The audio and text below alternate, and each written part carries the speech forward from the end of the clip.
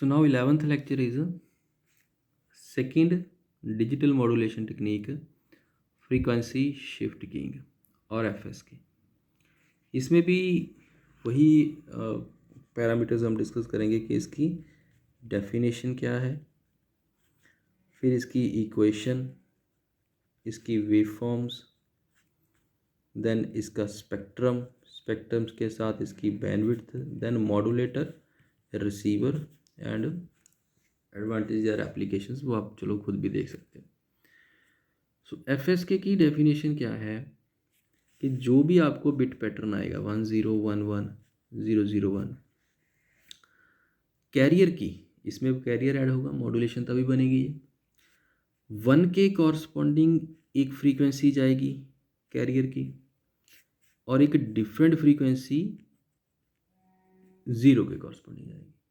Means अगर तो receiver पे F0 रिसीव हो रहा है ये इस फ्रीक्वेंसी का सिग्नल तो 0 आ रही है, और अगर F1 की फ्रीक्वेंसी का सिग्नल रिसीव हो रहा है तो बिट 1 ट्रांसमिट की गई थी और बिट 1 रिसीव हो रही है।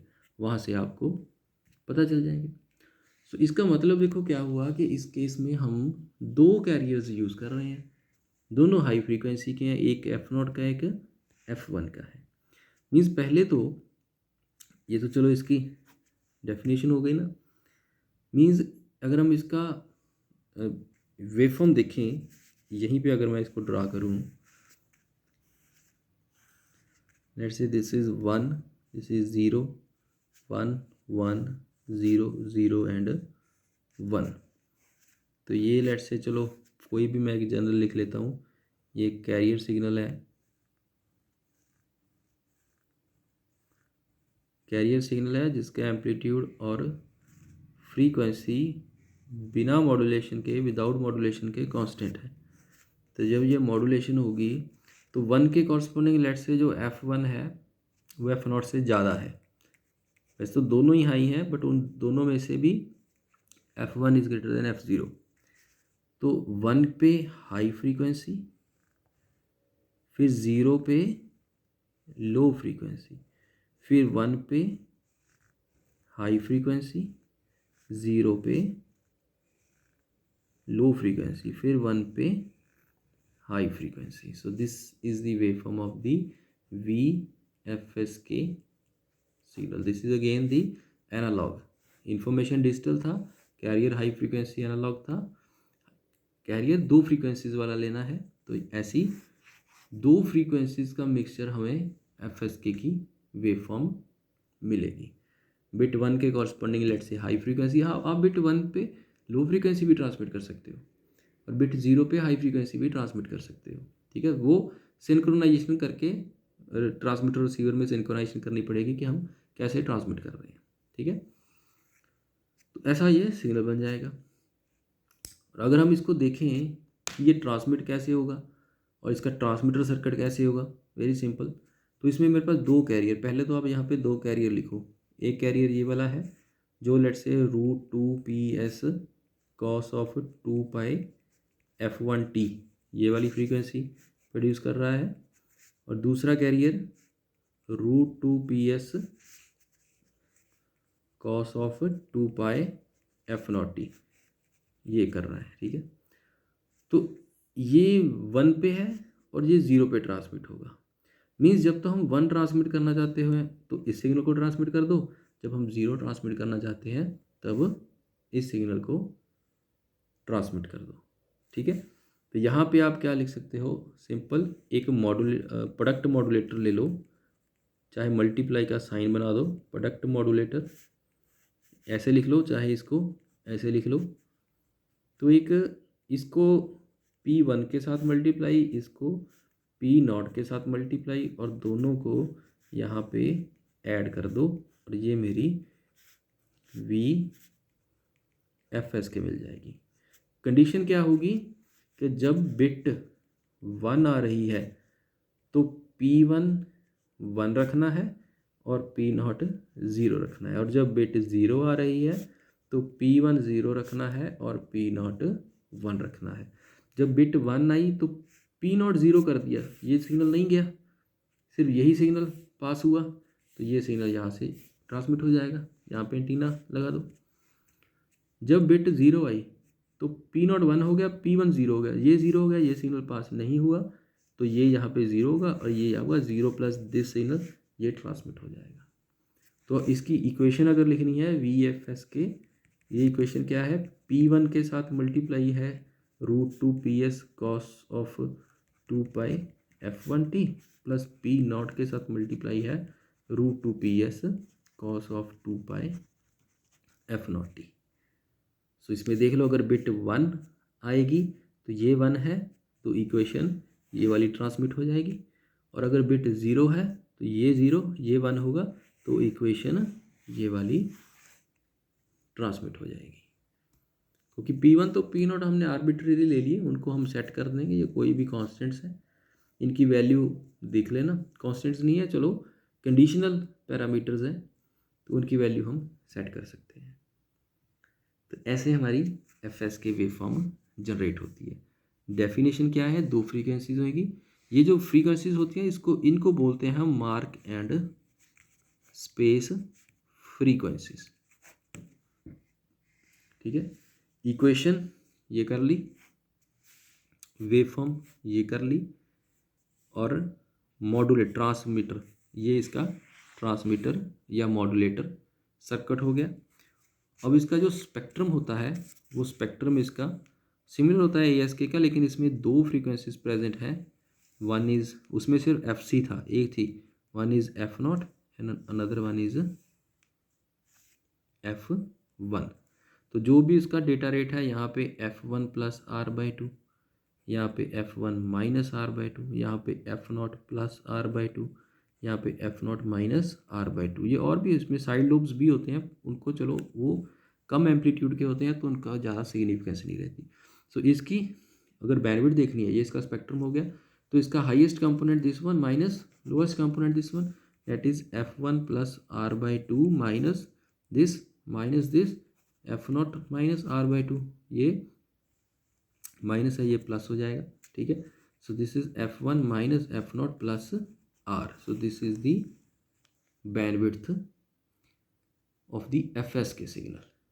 ठीक है, इसकी जो वैल्यू आ जाती है ना, इन दोनों में जो डिफरेंस होता है वो, चलो इसकी अप्रॉक्सीमेट वैल्यू आ जाती है 5R/3।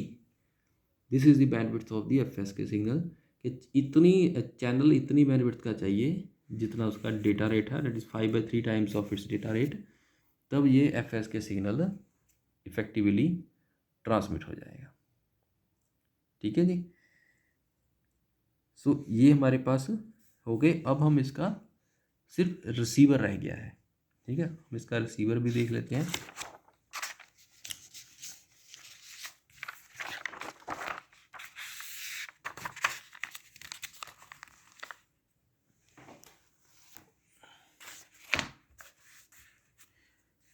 FS के रिसेप्शन,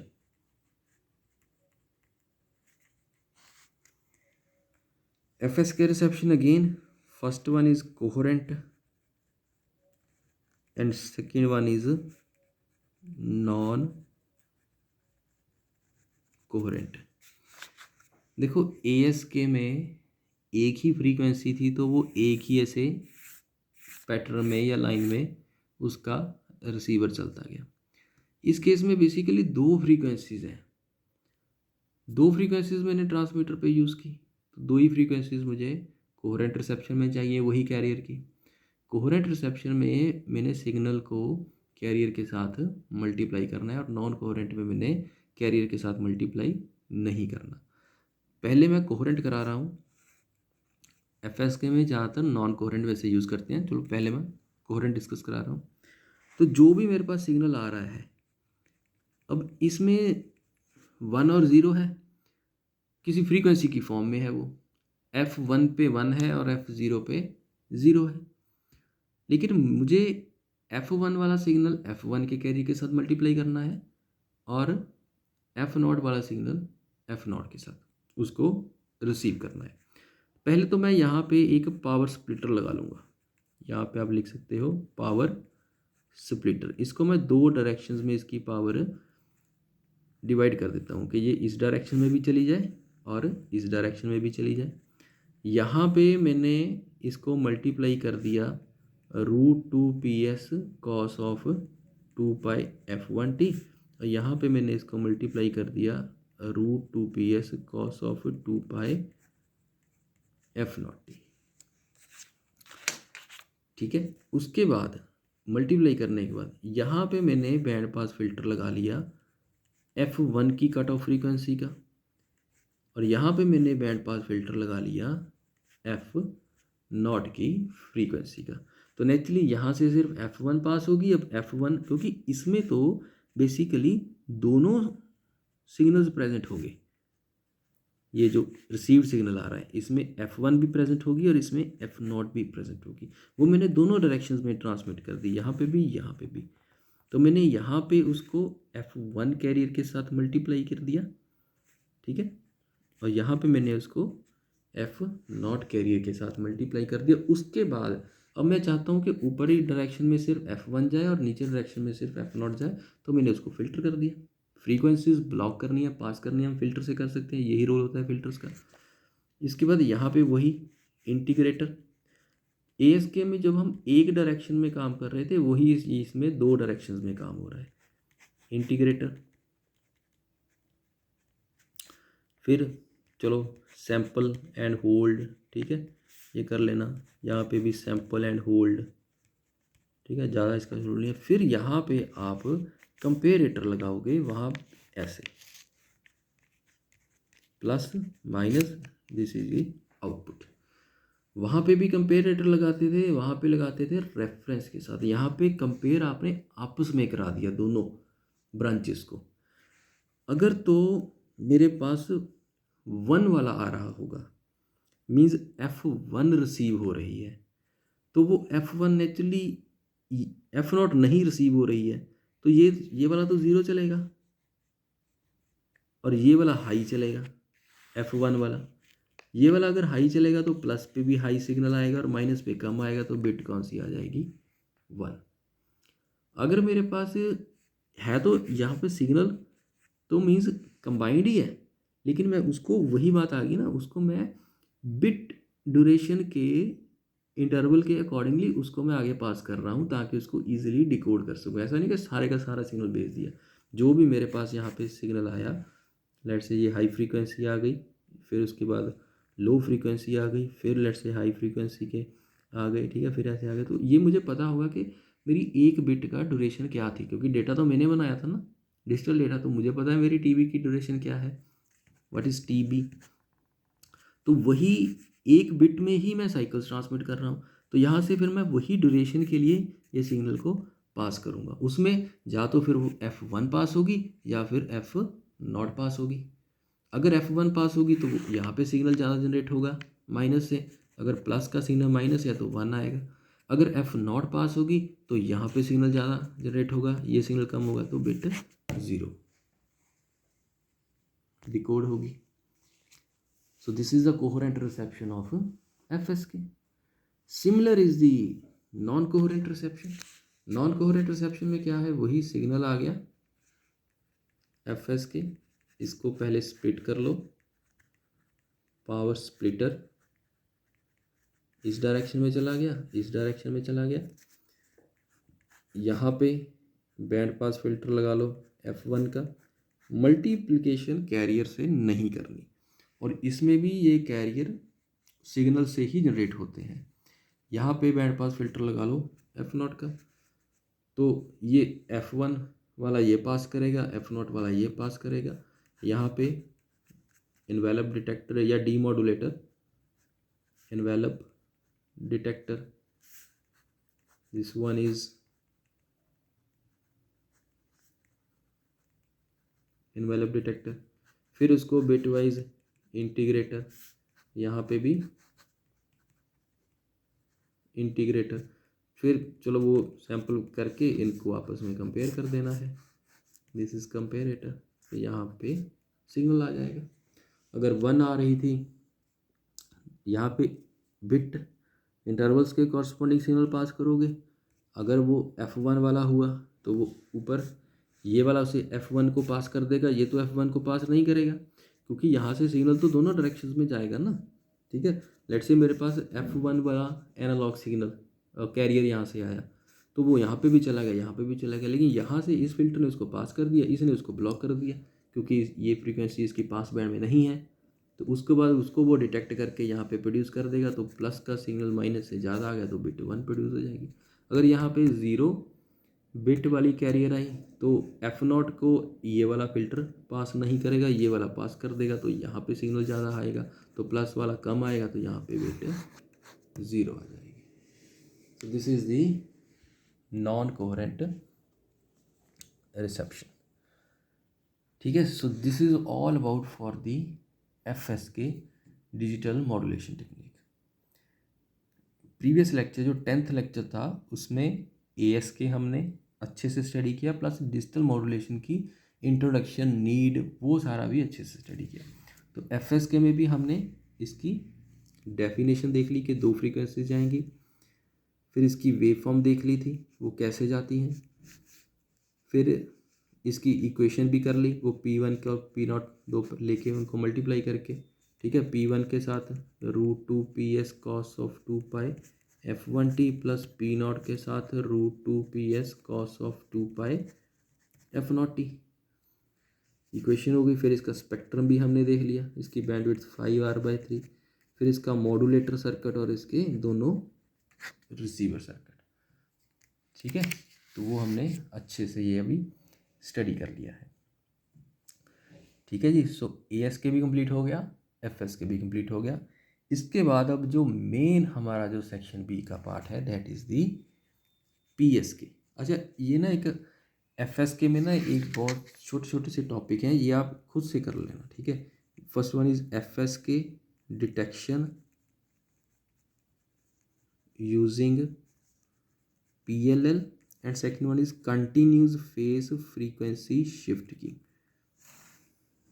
ये थोड़ा जा इसके बारे में इसके साथ ही स्टडी कर लेना जी। FSK detection using PLL and continuous face frequency shift की।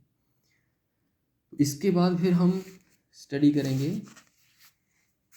PSK सिस्टम, PSK या 2PSK या BPSK, सिमिलरली 4PSK या QPSK। ASK में 1 किसी एम्पलीट्यूड पे गया और 0 0 एम्पलीट्यूड पे गया, वो कैरियर के एम्पलीट्यूड पे गया 1। FSK में 1 एक फ्रीक्वेंसी पे चला गया F1 पे और 0 एक फ्रीक्वेंसी पे चला गया F0 पे। PSK में 1 कैरियर के एक फेस में जाएगा, ठीक है, 5-1, और 0 उसी कैरियर, वही कैरियर किसी दूसरे फेज एंगल पे ट्रांसमिट होगा। This is the 2PSK system. 4PSK में हम अब ग्रुपिंग करेंगे, फिर 0 0 0 1 1 0 1 1, ये एक फेस पे जाएंगे, ये एक फेस पे जाएगा, ये डिफरेंट फेस पे जाएगा, ये डिफरेंट फेस पे जाएगा। दिस इज दी 4PSK और QPSK सिस्टम। 8PSK में 3 बिट्स की ग्रुपिंग करेंगे और फिर 8 फेज बनेंगे। जितने देखो फेज 360 को डिवाइड करके बनने हैं, जितना आप यहाँ पे ज़्यादा ग्रुपिंग, हम ये भी नहीं हो सके इतना भी हाई डाटा रेट हम सोचेंगे जितना मर्जी ग्रुपिंग कर लो हमारे पास डेटा रेट बहुत ज़्यादा इंक्रीज हो जाएगा। यहाँ पे भी तो फेजेस भी तो देखने पड़ेंगे। ऐसा नहीं है ना कि फर्स्ट फेज़ आपने 15 डिग्री लिया और दूसरा फिर आपने 30 डिग्री ले लिया, तो ये तो जब ये वाला फेज़ ट्रांसमिट करेगा इतना डिस्टेंस, हो सकता है इसमें एरर होने के बाद ये 15 डिग्री का 35 डिग्री बन जाए, तो भाई 35 डिग्री या 30 डिग्री बन जाए, तो 30 डिग्री तो आपने किसी और बिट पैटर्न के लिए रखा था, तो लेकिन ट्रांसमिट आपका कोई एक बिट पैटर्न हुआ, आपने इसको डिकोड कर लिया कोई और बिट पैटर्न, तो आपका डेटा तो नॉइजी हो गया, करप्ट हो गया। तो इन चीज़ों का भी ख्याल रखने के लिए फिर हम QAM पे शिफ्ट हो जाते हैं, ठीक है। So this is very interesting. इसमें भी बस एक हो गया PSK, बाकी सारे इसके सिमिलर होंगे, वही PSK में है, वही QPSK में, 8PSK 16PSK, ठीक है। जो हमारे घरों में जो हमारे चैनल्स आते हैं ना, जैसे कलर्स है, सोनी है, वो 64 QAM पे रिसीव होते हैं। 64 QAM। आप अपने चैनल्स की इंफॉर्मेशन क्लिक करके भी ये देख सकते हो वो चैनल किस फ्रीक्वेंसी पे आ रहा है, 416 मेगाहर्ट्ज़। साथ में उसका सिंबल रेट भी लिखा होगा 6956। साथ में उसकी मॉड्यूलेशन स्कीम भी लिखी होगी। ठीक है, ये चैनल जब हम ये टीवी के जो चैनल्स होते हैं वो किस फ्रीक्वेंसी पे, किस सिंबल रेट पे और किस मॉड्यूलेशन पे ये मेंशन किया होता है। ठीक है, so this is all about for today's lecture, lecture number 11 ASK FSK complete है। सो लेक्चर 12 से हम PSK स्टार्ट करेंगे। ठीक है जी, तो इसको अच्छे से कर लेना फिर, ताकि कोई भी डाउट ना रहे आपको। चलो, ओके।